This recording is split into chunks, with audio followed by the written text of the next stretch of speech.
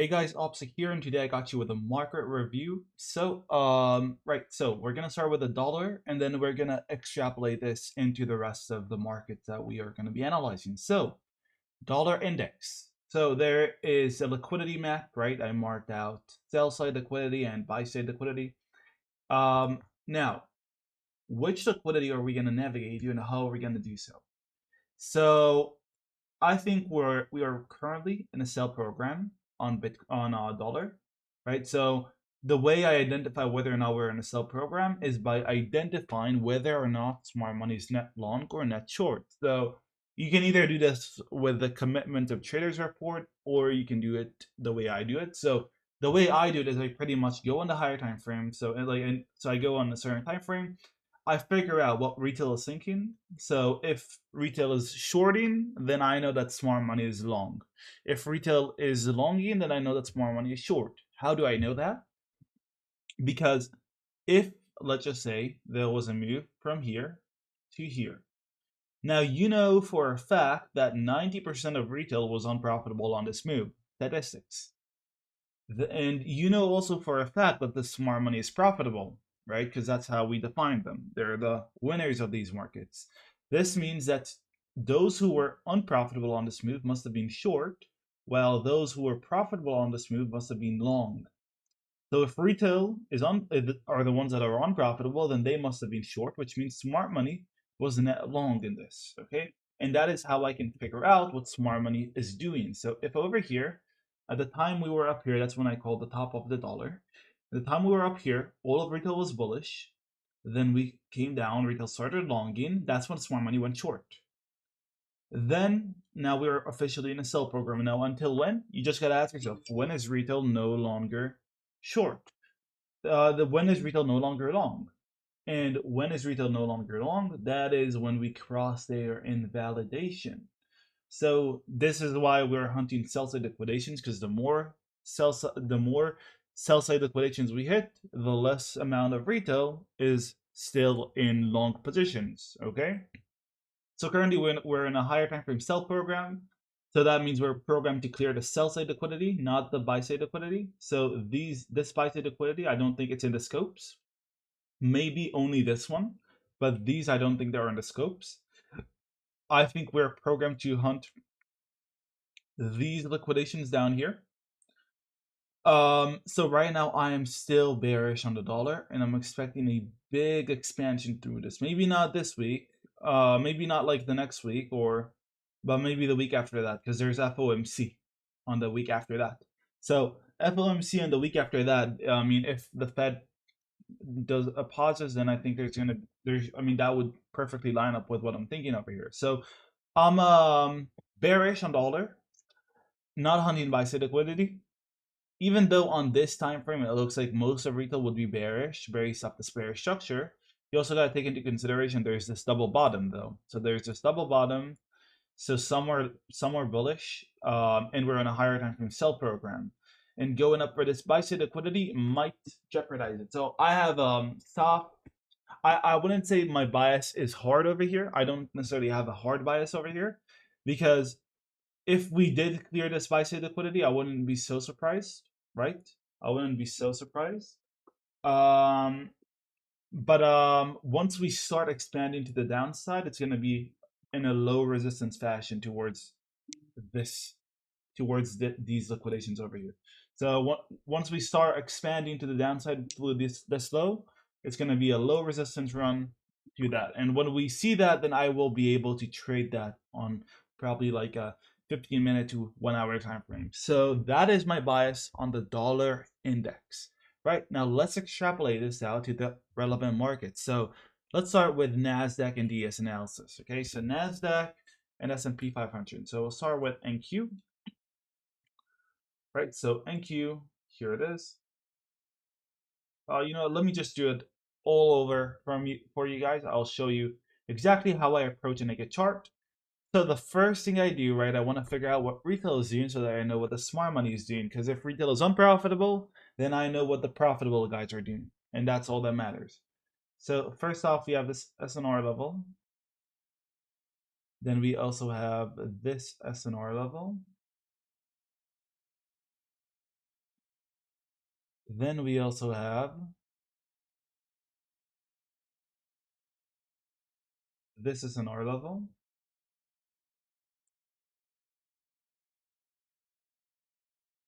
Then we also got this support and resistance level, I guess, which kind of, I guess if I move it like this, it's gonna be better. It's gonna be a bit better. And then we also have this one. Right now, oh, and then there's also this one. Right, so now let's work this one by one. So first off, when price was down here, retail was bearish. That means smart money buy program initiated. Where does retail stop being bearish? That's going to be our buy side drawn liquidity. So right over here is our first invalidation. But if we reach these liquidations, they're still bearish because we're now at a resistance. Where are the liquidations of this resistance? That's going to be the first type of resistance, which takes you up here. So now if we move up to there, then we will interact with this one, which builds more liquidity over here because first high above resistance. Now, if we get up to here, we're at another resistance. The liquidation of that resistance is first high above resistance right over here, and that's a double top. So that means the drawn liquidity is up at an all-time high. Now, this means then that we are programmed to create a new all-time high. This was the bottom, and we're going for a new all-time high on NASDAQ. This is the weekly chart. This is our weekly bias. Now, how will this happen, right? So now we have to see, okay, where do we have liquidity already? So right over here, we accumulated engineering liquidity at this high. That means there's liquidity ready right now at this high. So right now we should see when we expand out of here towards this high, that should be in a low resistance fashion.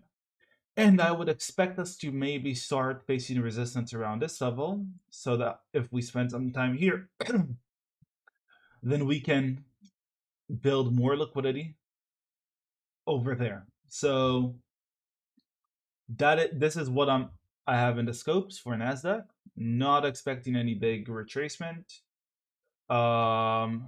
Let me just set a magnet at the level that I think we're attracted to.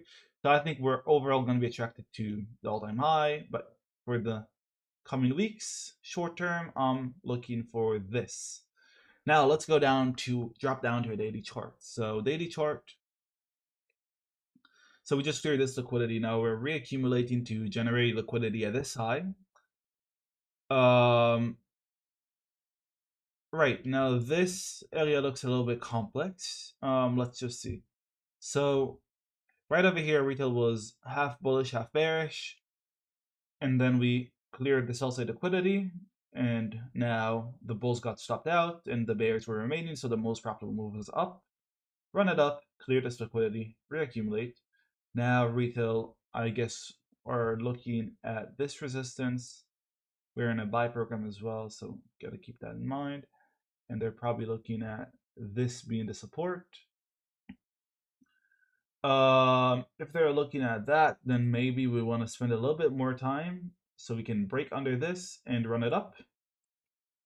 That could make sense. So maybe consolidate this this week and then manipulate on FOMC and run it up. That could make sense. That's I think what I'm gonna think on ads. Either way, looking for buy side, so we don't even have to manipulate the sell side. I'm not focused on sell side. I'm just focused on buy side. So Nasdaq, I'm bullish. I'm looking for this level and that level. All right, let's go for the ES chart. Right, so let's get it. ES. All right, let me clear my charms. Okay. Just had a quick paper trade the other day. I caught a quick paper trade over here the other day. Pretty much the way I'll break it down real quick. We had a resistance formulate. First low below that. So this was my sell side liquidity because we also had a 4 level right over here. That was the first low below support. Clear the sell side, that's where I buy. Then sell at the buy side. Simple as that. Boom. Right, now let's go to the weekly chart. So the way I'm going to approach and make a chart, once again, how I always do it, I will mark out the S&R levels. This is how I find liquidity. That's how you find real liquidity, not how all the other gurus teach you. The other gurus just tell you, look at a bunch of highs and look at a bunch of lows. That's liquidity. That's not a good way to find liquidity. The best way to find liquidity is by thinking like it. You gotta see what the people who are the liquidity are thinking. And then when you know that and you understand that, then that is when you can actually find where the bulk of the liquidity rests. So the S&R levels, these are the main ones on the weekly chart. I think this is a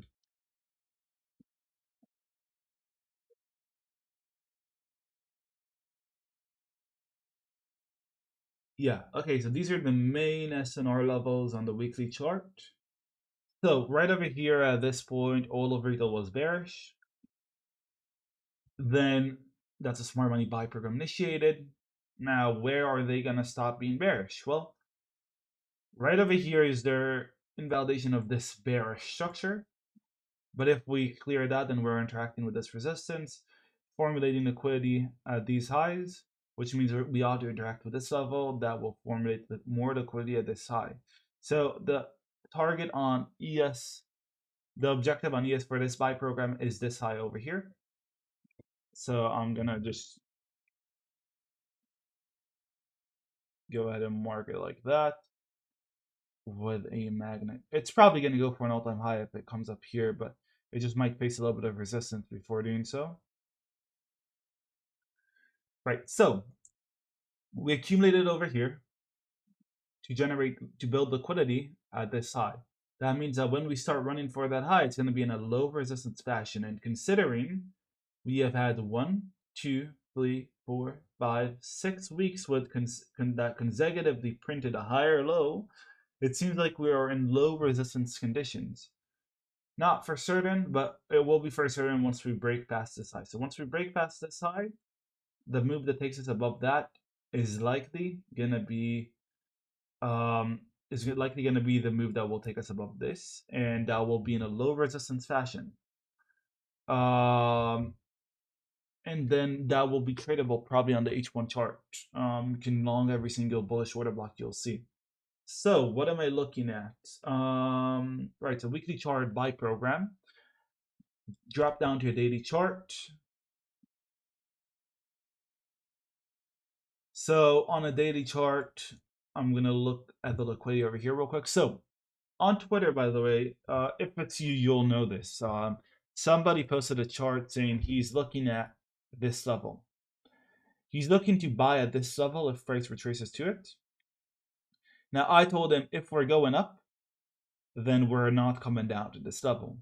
Now, why did I say that, right? Now, if it's you, you're going to know it's you. Now, why did I say that?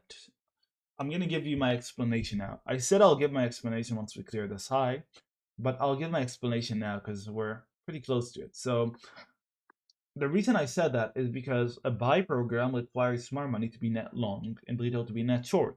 That means that during a buy program, you can't just mitigate every single retail buy point of interest. You can mitigate some, but you gotta make sure that most of retail is obviously short. So mitigating this obvious support level would mean that most of retail would obviously be long, and that is why when I took a long over here, when I took a long over here, I didn't look for us to clear these lows. Why? Because clearing these lows meant mitigating the support. So if you watch my ES trade breakdown, the 30 risk to award long that I publicly called, that I called on this day, that was exactly my thought process of why I was looking for us to bottom out here, because mitigating this level, clearing this liquidity, would jeopardize a higher time frame program. So that cannot happen, right? So that is why I did not expect us to clear these lows, because this level cannot be mitigated. So now, with that in mind, we're not hunting the sell side over here. Why? Because hunting the sell side would mean mitigating this level. So likely, price is just gonna chop and push, or just push, or chop and push. I think chop and push is more likely. Stall, like it just makes sense, right? Stall until FOMC and then push up. So 4 hourly chart, let's just see it. So this low has a major amount of liquidity. One thing I would like to see is I'd like to see a body under this low, because just these wicks are not enough to clear the liquidity of it. However, yeah, I'm looking for a body under this. If we don't get a body under that, then I'm not going to be so interested. But if we do, then I'll be very interested in executing a long position. So yeah, my bias on ES, obviously I'm bullish. There's also, I believe, a new week opening gap right over here. Right over here.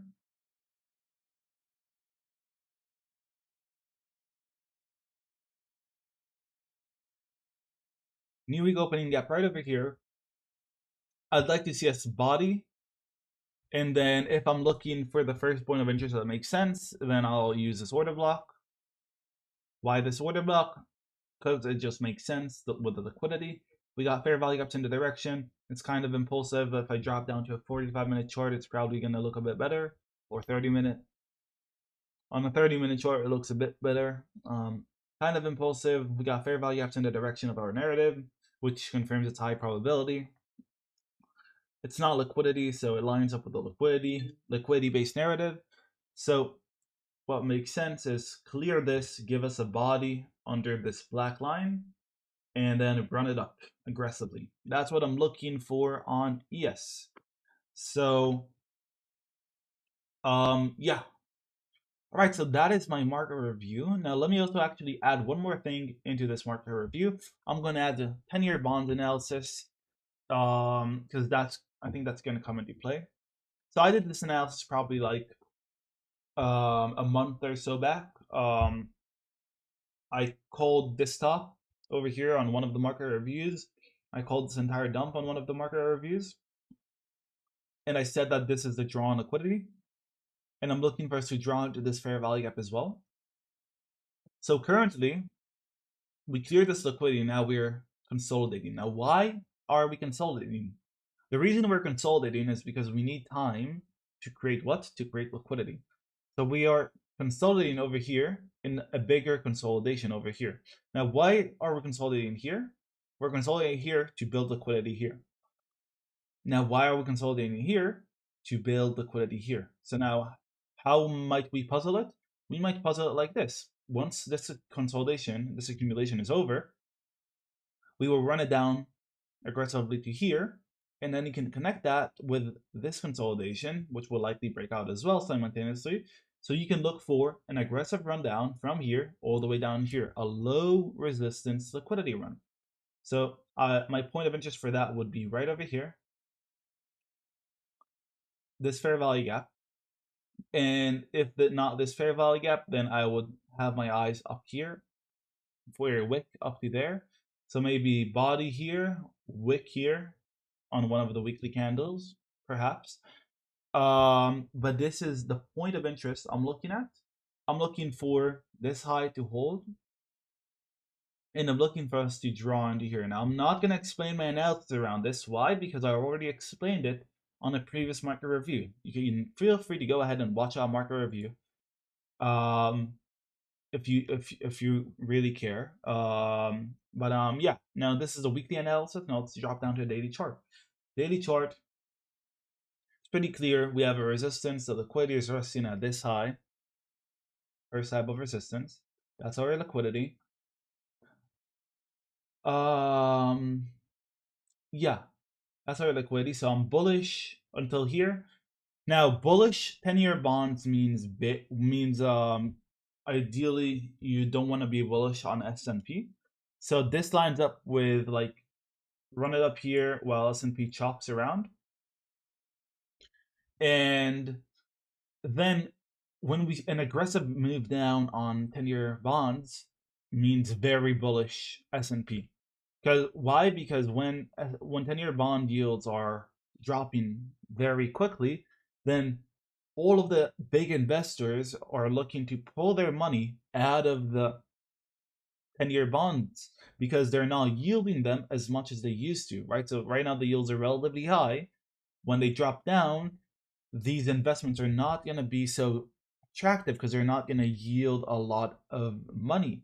And this is why investors are going to look to move their money from that to to markets like the S&P, stocks, etc., which means more cash flow to those markets, which indicates bullishness.